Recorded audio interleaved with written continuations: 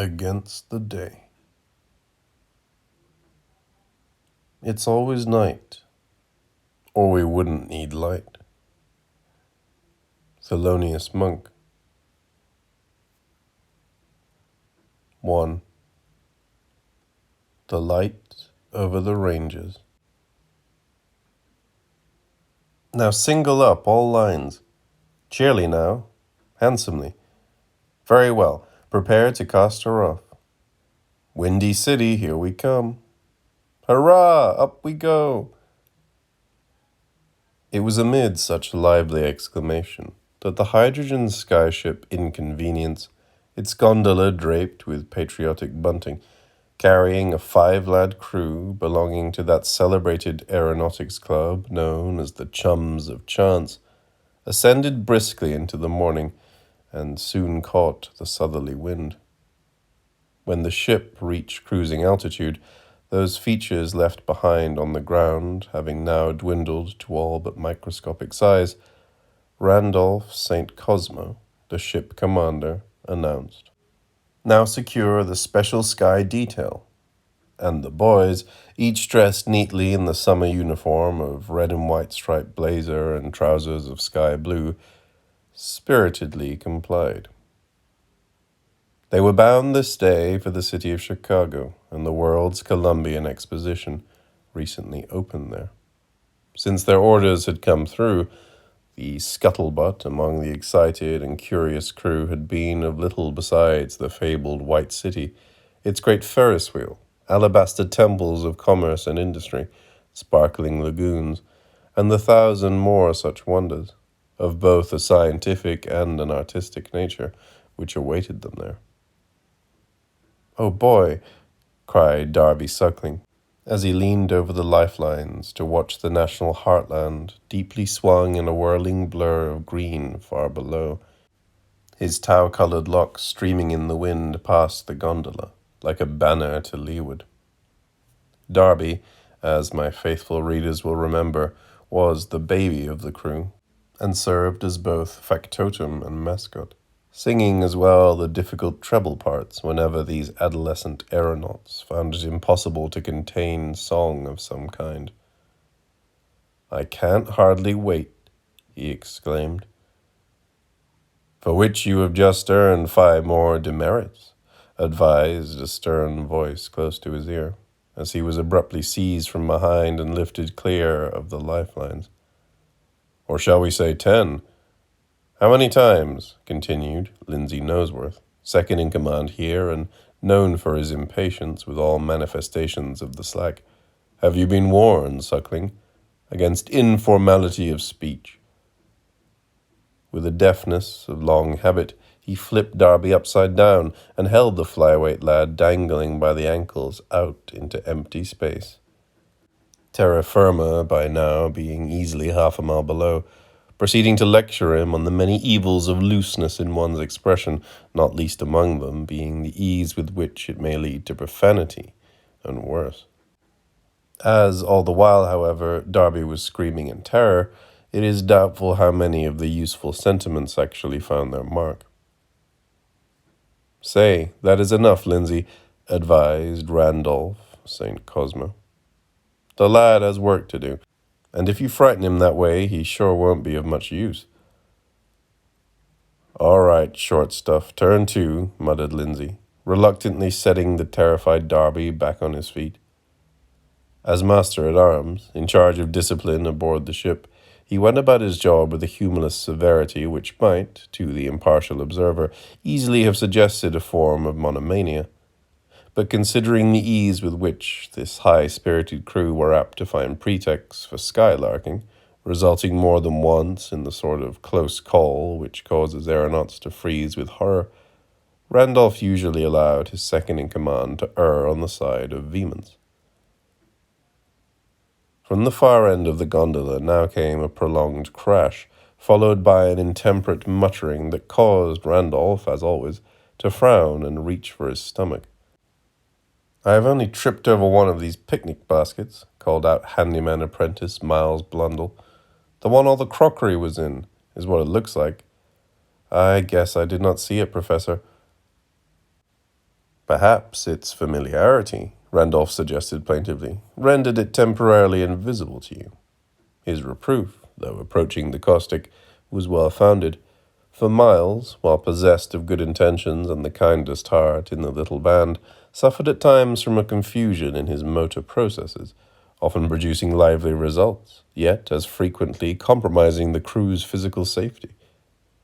As Miles now went about picking up pieces of the damaged porcelain, he evoked the mirth of one Chick Counterfly, the newest member of the crew, who was leaning against a stay, observing him. "Ha ha!" cried young Counterfly. "Say, but if you ain't the most slub-footed chap I ever seen." An angry retort sprang to Miles's lips, but he suppressed it, reminding himself that, as insult and provocation came naturally to the class from which the newcomer sprang, it was upon his unhealthy past that one must blame the lad's habits of speech. "Why don't you give me some of that fancy silverware, Blundell?" young Counterfly now continued. "And when we get to Chicago, we'll find us a hock shop, and—" "I recall to your attention," replied Miles politely, "that all tableware bearing the Chums of Chance insignia is organizational property, to be kept aboard ship for use during official meal periods." "Like Sunday school around here," muttered the picklesome youth. At one end of the gondola, largely oblivious to the coming and going on deck, with his tail thumping expressively now and then against the planking, and his nose among the pages of a volume by Mr. Henry James, lay a dog of no particular breed, to all appearances absorbed by the text before him. Ever since the Chums, during a confidential assignment in our nation's capital, see The Chums of Chance and the Evil Halfwit, had rescued Pugnax, then but a pup, from a furious encounter in the shadow of the Washington Monument between rival packs of the district's wild dogs, it had been his habit to investigate the pages of whatever printed material should find its way on board in convenience, from theoretical treatments of the aeronautical arts to often less appropriate matter, such as the dime novels, though his preference seemed more for sentimental tales about his own species than those exhibiting extremes of human behavior, which he appeared to find a bit lurid. He had learned with the readiness peculiar to dogs how with the utmost delicacy to turn pages using nose or paws, and anyone observing him thus engaged could not help noting the changing expressions of his face, in particular the uncommonly articulate eyebrows, which contributed to an overall effect of interest, sympathy, and, the conclusion could scarce be avoided, comprehension. An old aerostat hand by now, Pugnax had also learned, like the rest of the crew, to respond to calls of nature by proceeding to the downwind side of the gondola, resulting in surprises among the surface populations below, but not often enough, or even notably enough, for anyone to begin to try to record, much less coordinate, reports of these lavatorial assaults from the sky. They entered rather the realm of folklore, superstition, or perhaps, if one does not mind stretching the definition, the religious. Darby Suckling, having recovered from his recent atmospheric excursion, addressed the studious canine. "I say, Pugnax, what's that you're reading now, old fellow?" Replied Pugnax without looking up, which Darby, having, like the others in the crew, got used to Pugnax's voice, easier, really, than some of the regional American accents the boys heard in their travels, now interpreted as the Princess Casamassima.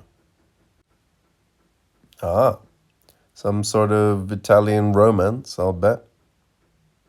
Its subject, he was promptly informed by the ever-alert Lindsay Noseworth, who had overheard the exchange, is the inexorably rising tide of world anarchism, to be found peculiarly rampant, in fact, at our current destination, a sinister affliction to which I pray we shall suffer no occasion for exposure more immediate than that to be experienced, as with Pugnax at this moment, safely within the fictional leaves of some book, placing upon the word book an emphasis whose level of contempt can be approached perhaps only by executive officers.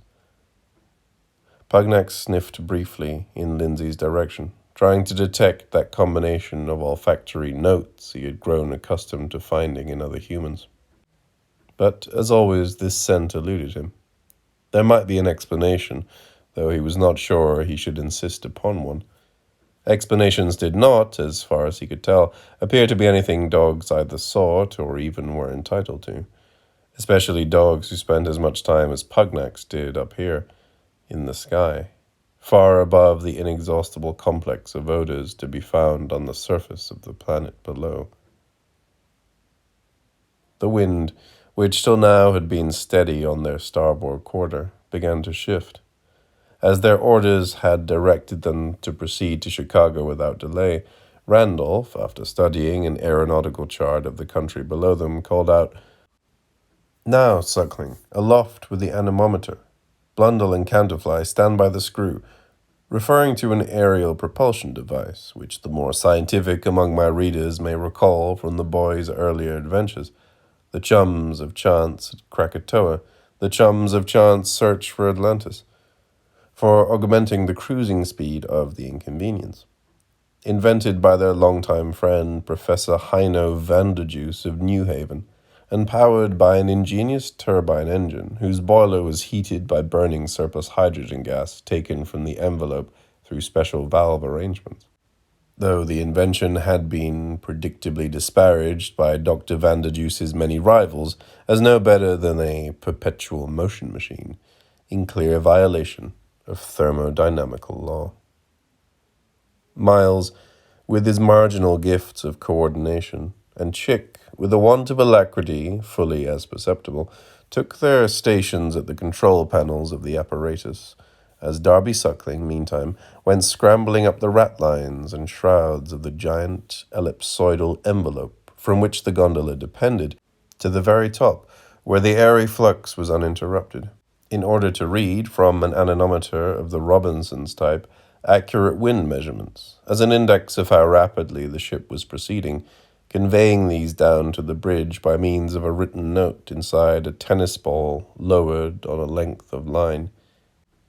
It will be recalled that this method of passing information had been adopted by the crew during their brief, though inconclusive, sojourn south of the border, where they had observed it among the low elements who dissipate their lives in placing wagers on the outcomes of pelota games.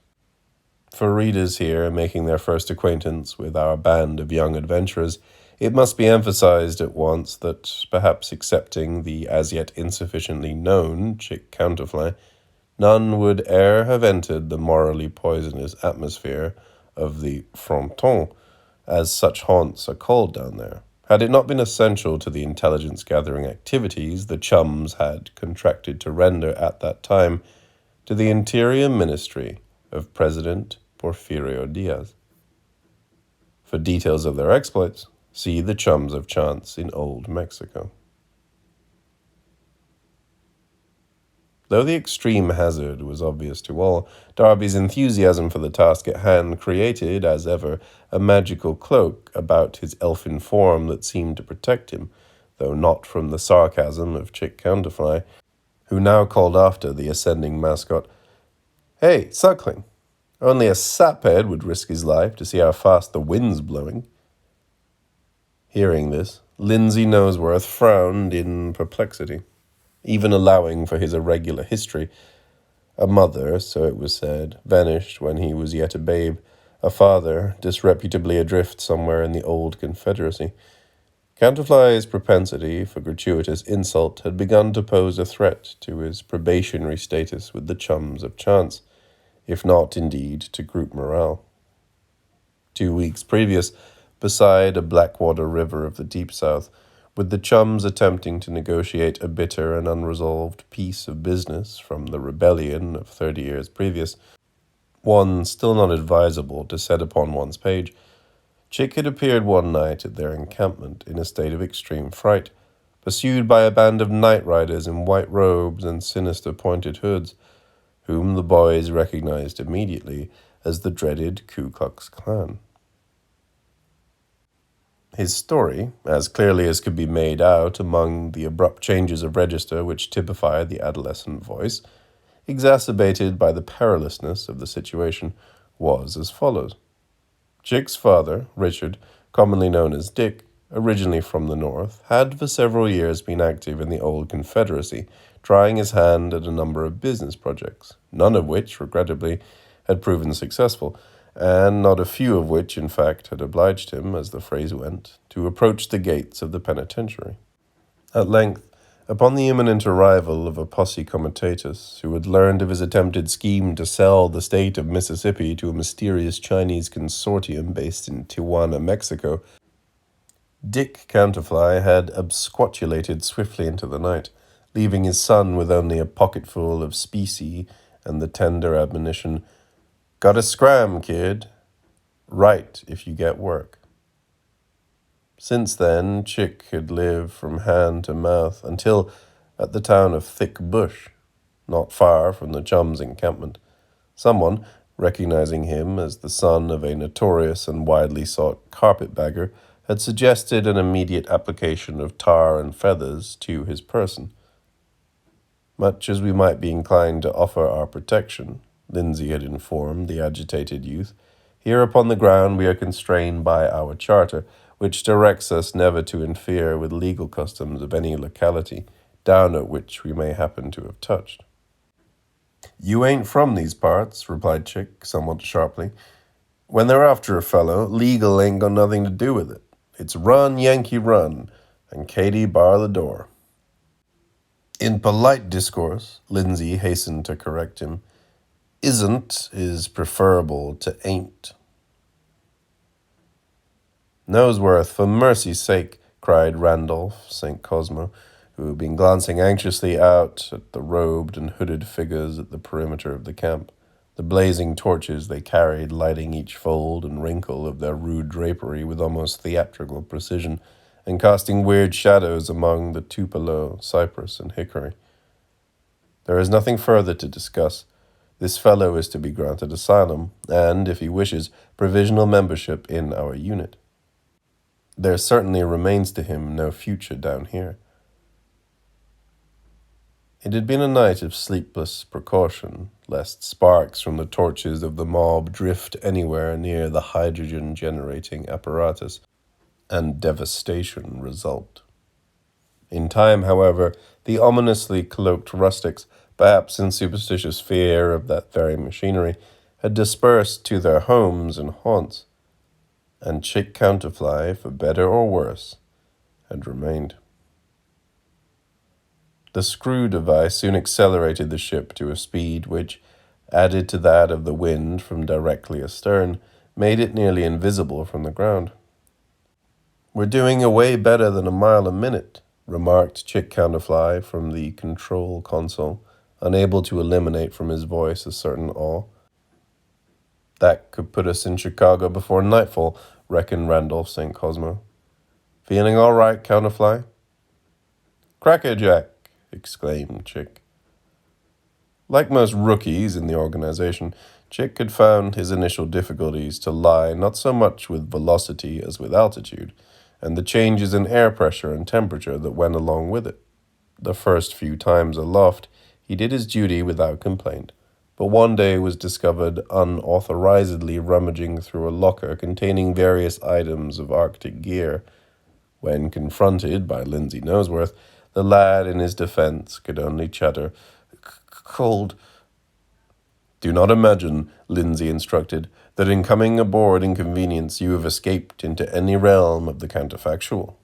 There may not be mangrove swamps or lynch law up here, but we must nonetheless live with the constraints of the given world, notable among them the decrease of temperature with altitude.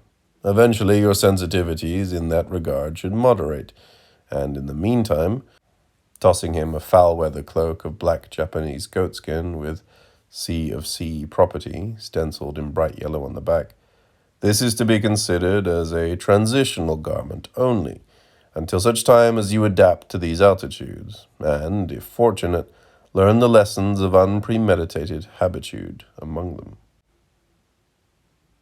"Here it is in a nutshell," Randolph confided later. "Going up is like going north." He stood blinking, as if expecting comment. But, it occurred to Chick, if you keep going far enough north, eventually you pass over the pole and then you're heading south again. Yes, the skyship commander shrugged uncomfortably. So, if you went up high enough, you'd be going down again? Shh, warned Randolph St. Cosmo. Approaching the surface of another planet, maybe? Chick persisted. Not exactly, no. Another surface, but an earthly one. Often to our regret, all too earthly. More than that, I am reluctant. These are mysteries of the profession, Chick supposed. You'll see. In time, of course.